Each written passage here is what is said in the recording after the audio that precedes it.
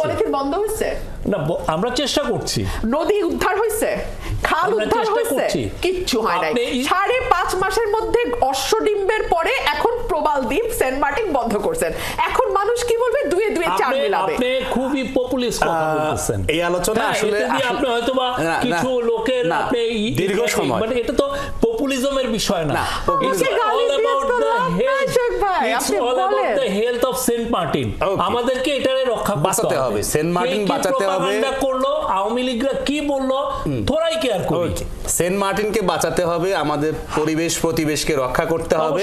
এই সমস্ত বিষয়ে আসলে আমাদের দীর্ঘ সময় ধরে আলোচনা করার বিষয় আছে, কারণ আমি যা বলেছি তার সামাজিক যোগাযোগ মাধ্যমে নানানভাবে এই বিষয়গুলো আসে, যে কারণে অনেকগুলো প্রশ্ন আপনাকে করতে হয়েছে। আপনি উত্তেজিত না হয়ে যদি প্রশ্নের যথাযথ ব্যাখ্যা দিতেন তাহলে আসলে বিষয়ে আমার মনে হয় যে অনেক কিছু, কারণ আপনার সাংবাদিকতার অভিজ্ঞতা যেমন আছে, একই রকম ভাবে সরকারের সর্বোচ্চ জায়গায়